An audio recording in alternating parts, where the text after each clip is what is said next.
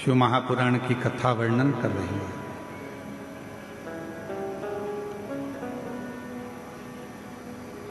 ब्रह्म में ना पढ़कर भगवान शिव के प्रति अपने मन को केंद्रित।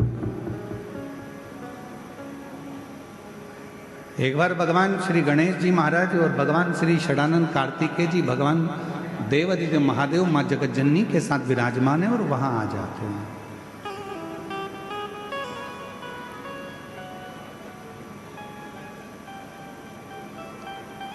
देवताओं ने जब भगवान शिव जी से बहुत विनय करा कि ये सोने का सिंहासन ले लो, ये वस्तु ले लो, ये सामग्री ले लो, शिव ने कुछ नहीं स्वीकार, कुछ भी।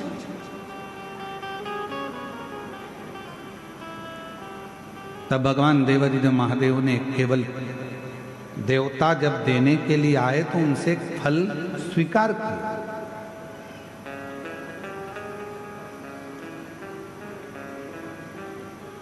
एक फल स्वीकार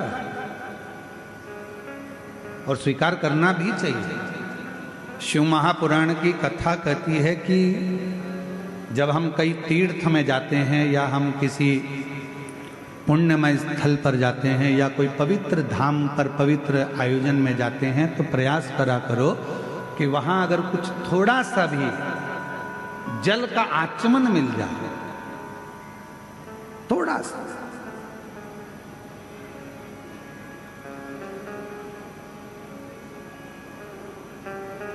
अच्छा, आप लोगों में से कितने लोग हैं जो मंदिर जाते हैं भगवान के? हाथ उठाओ जरा। जाते हो मंदिर? शिव जी के मंदिर जाते हो तो खुद जल चढ़ाकर उस जल को आचमन करते हो।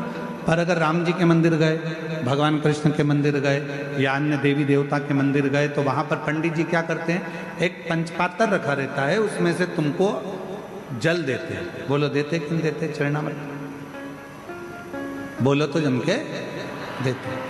कभी आपने पंडित जी से पूछा कि महाराज जी ये बताओ कि हम आपके पास में आते हैं, प्रणाम करते हैं, भगवान को नमन करते हैं और आप ये जल हमको देते हो, क्यों देते हो? इसका कारण क्या है? इस जल की महिमा क्या है? इस जल का अच्छा कारण क्या है? पंडित जी से पूछो। पंडित जी बताएंगे कि बेटा, इतने सारे भक्त जब मंदिर में आते हैं, स्तुति करते हैं, पढ़ते हैं, घंटी का नाद होता है, आरती होती है, घड़ियाल बजते हैं, तो जितने भी भक्त आते हैं वो अपने मुख से जब स्तुति गाते हैं तो उनकी तरंग इस जल में चली जाती है। और वो जल जब हमारे भीतर जाता है, आचमन हम करते हैं, तो हमारे भीतर के जितने भी दुख हैं, हमारे भीतर के जितने भी तकलीफें हैं, हमारे भीतर के जितने भी रोग हैं, कष्ट हैं, हमारी कहीं अकाल मृत्यु का भी योग बनता है तो वो आचमन करने से हमारा अकाल मौत भी टल जाता है।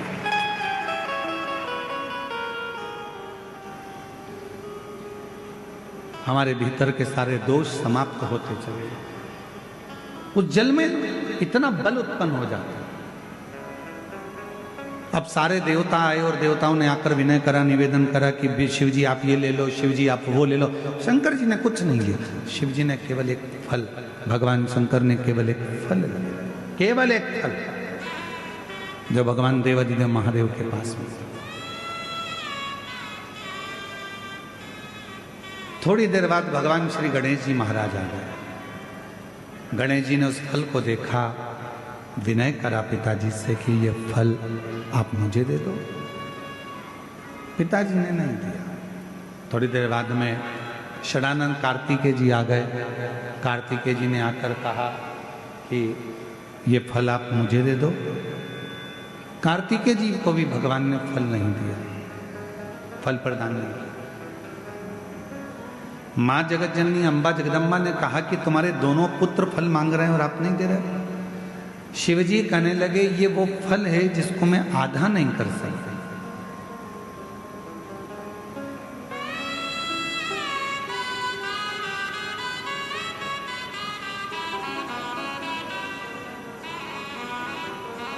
इस पर्वत पर मैं बैठा हूं, आप जाओ।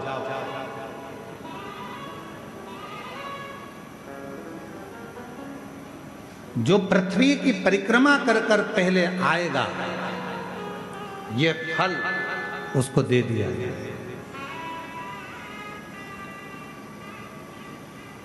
ये फल मेरे पास में रखा है और मेरे पास में ये फल है जो जाए परिक्रमा करने के लिए। जो पृथ्वी की परिक्रमा कर कर प्रथम आएगा वो फल को प्राप्त कर लेगा, ले लेगा। भगवान श्री गणेश जी महाराज बैठ गए अपने चूहे पर, मूसक पर।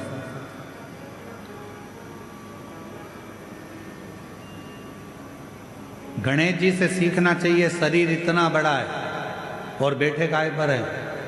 जम के बोलो, चूहे पर। छोटा चूहा। समझदारी रखना अपनी जिंदगी में। कितने बड़े भी बन जाओ, कितने भी करोड़पति बन जाओ, कितने भी सत्तापति बन जाओ, पर छोटे लोगों को कभी मत छोड़ना, क्योंकि तुम्हें जीत वही दिलाते हैं, तुम्हें उन्नति की सीढ़ी पर वही चढ़ाते हैं। जो तुम्हारे लेवल पर होगा वो तुमको चाहेगा नहीं, वो तो चाहेगा कि इसको कट कैसे करा जाए, इसको कैसे हटाया जाए, इसको कैसे हटाया जाए। पर अपना पांव अगर जमा कर रखना है तो गणेश जी से सीखो। गणेश जी का शरीर इतना बड़ा और चूहा छोटा सा। क्यों? क्योंकि गणेश जी जानते थे अगर मैं कहीं बीच में फंस भी गया तो मेरा चूहा कहीं से रास्ता निकाल कर मुझे विजेता प्राप्त करा दे। तुम कितने भी बड़े बन जाओ, कितने भी उन्नति की सीढ़ी पर पहुंच जाओ, पर छोटे से सांझा बनाकर चलना, छोटे से साथ बनाकर चलना। एक बात आपसे पूछें, उत्तर दोगे क्या? है कवर्दा वालों, जम के तो बोलो, दोगे? शादी में दहेज में बर्तन मिलते हैं, अरे बोलो तो जम के, इधर मिलते कि मिलते? मिलते दहेज में बर्तन। अब दहेज में जो बर्तन मिलते हैं, बड़े बड़े हंडे मिलते हैं, बड़े बड़े भगोने मिलते हैं, बड़ी परात मिलती है, बड़ा बड़ा सामान मिलता है। बड़ा बड़ा सामान मिला, ईमानदारी से बोलना, वो सारा सामान लड़के वालों के घर पर चले गए।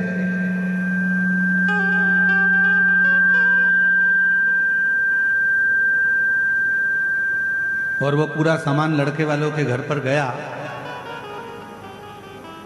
तुम्हारे भी घर पर आया होगा दहेज में। वो सारे बर्तन जो वहां से दहेज में मिले वो रोज काम में आते हैं क्या? जम के बोलो जरा, नहीं आते। दहेज में जो बर्तन मिले बड़े बड़े बड़े बड़े, वो काम नहीं आते।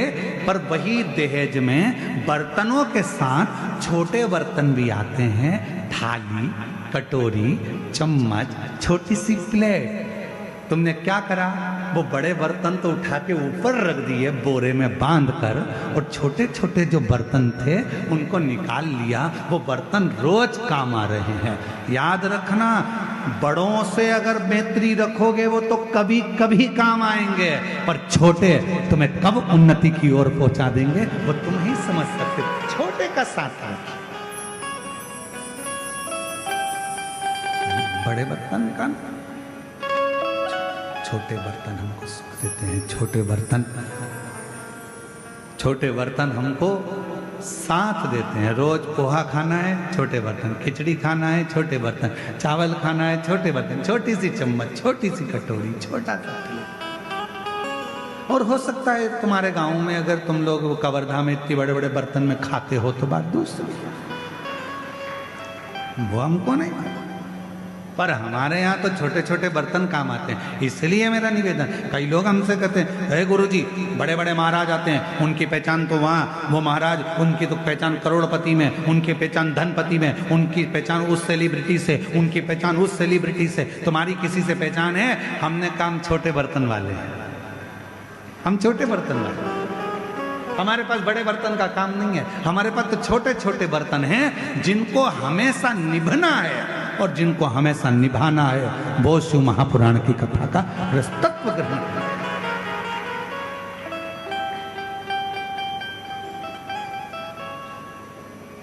मेरे शंकर भगवान के पास में बड़े बर्तन नहीं है, मेरे शंकर भगवान के पास सब छोटे बर्तन। जितने देवता हैं भगवान नारायण के पास में गरुण जी हैं, वरुण जी हैं, ये हैं, ब्रह्मा जी के पास में ये हैं, और ये हैं इंद्र के पास में ये हैं, पर शंकर जी के पास में कोई बड़ा नहीं है। शंकर जी के पास में तो डाकनी, पिशाचनी, चुड़ैल, भूत, भयंकर सब। जिनको किसी ने नहीं पूछा उनको शंकर जी ने पूछा, जिनको कोई नहीं माना उनको शंकर जी ने माना। किसी ने कहा तुम्हारे हमारे देवताओं के पास जो पार्षद हैं वो प्रबल हैं, और शंकर जी के पास तो ये डाकनी, पिशाचनी, चुड़ैल, भूत, भयंकर, ये इनमें क्या बल होगा, इनमें क्या दम होगी। शंकर भगवान ने कहा दिखते कमजोर हैं पर होते बलवान, होते बलवान।